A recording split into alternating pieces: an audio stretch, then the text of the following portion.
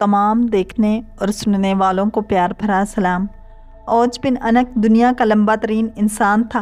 तूफ़ान नूह अलैहिस्सलाम में बच गया। तूफ़ान नूह में औज बिन अनक के अलावा कोई भी गर्क होने से ना बच सका, माँ सवाए जो लोग कश्ती में हज़रत नूह अलैहिस्सलाम के साथ सवार थे। उसकी निजात का सबब यह था कि हज़रत नूह अलैहिस्सलाम को कश्ती बनाने के लिए सागवान की लकड़ी की ज़रूरत थी, मगर उसको उठाकर लाना मुमकिन न था। औज बिन अनक वो लकड़ी शाम से उठाकर लाया था।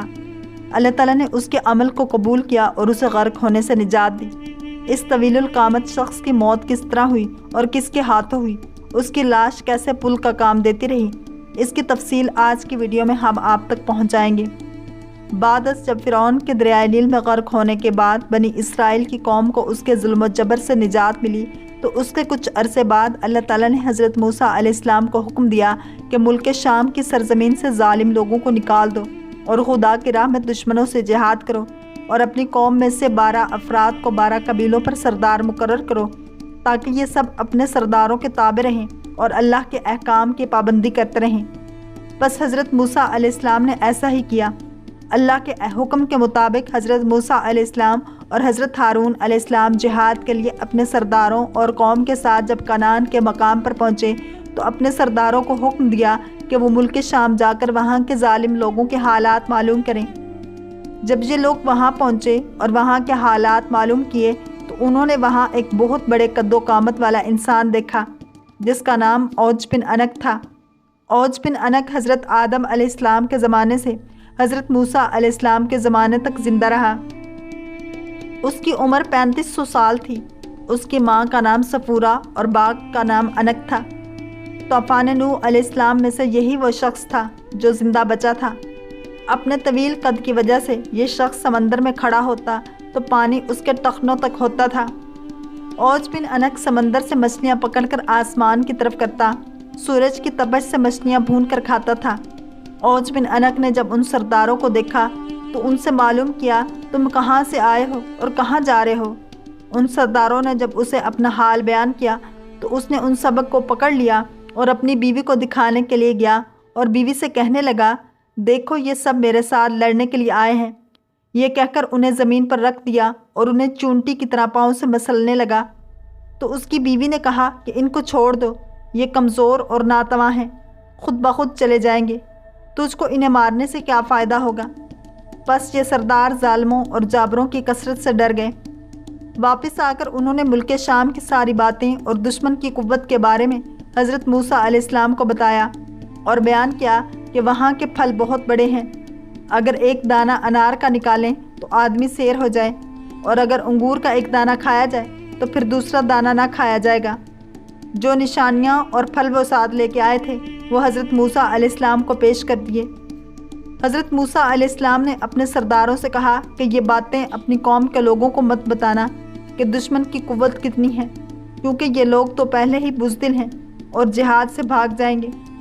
हज़रत मूसा अलैहिस्सलाम के इस हुक्म पर 12 सरदारों में से सिर्फ 2 सरदार अपने वादे पर कायम रहे। बाकी 10 सरदारों ने अहद शिकनी की और कौम के लोगों को वहाँ का सारा माजरा और औज बिन अनक के हाथों पकड़े जाने का वाक़या भी बयान कर दिया। जब हज़रत मूसा अलैहिस्सलाम की कौम ने ये सारा वाक़या सुना, तो डर कर जहाज़ से कतराने लगे और मिस्र वापस जाने की तैयारी में लग गए। हज़रत मूसा अलैहिस्सलाम ने अपनी कौम से फरमाया, ऐ लोगो, तुम जिहाद से मत घबराओ और जिहाद से मत भागो, क्योंकि अल्लाह ताला ने वादा फरमाया है कि मैं तुम्हें उन काफिरों पर फतह दूंगा। तो कौम ने हज़रत मूसा अलैहिस्सलाम के सरदारों योशा बिन नून और कालात बिन कतावा अपने वादे पर कायम रहे और अपनी कौम से कहने लगे, ऐ कौम, ठहर जाओ और जिहाद करो, अल्लाह ताला तुमको फ़तह देगा। और हज़रत मूसा अलैहिस्सलाम ने वादा किया है कि अल्लाह तुमको ज़रूर फ़तह देगा और इनको हलाक करेगा, जिस तरह फ़िरौन को हलाक किया था। जब तुम लोग अल्लाह पर यकीन रखते हो तो उस पर भरोसा क्यों नहीं करते। कौम ने कहा कि हम सारी उम्र वहाँ नहीं जाएंगे। ऐ मूसा, तू जान और तेरा रब दोनों जाकर उनसे लड़ो, हम तो हैं बैठे रहेंगे। हज़रत मूसा अलैहिस्सलाम ने उनसे गुस्सा होकर उनके लिए अल्लाह ताला से बद्दुआ की, जिसकी वजह से शाम की फ़तह में 40 साल की ताख़ीर हुई। इस मुद्दत में बनी इसराइल के नाफरमान लोग जंगलों में भटकते रहे।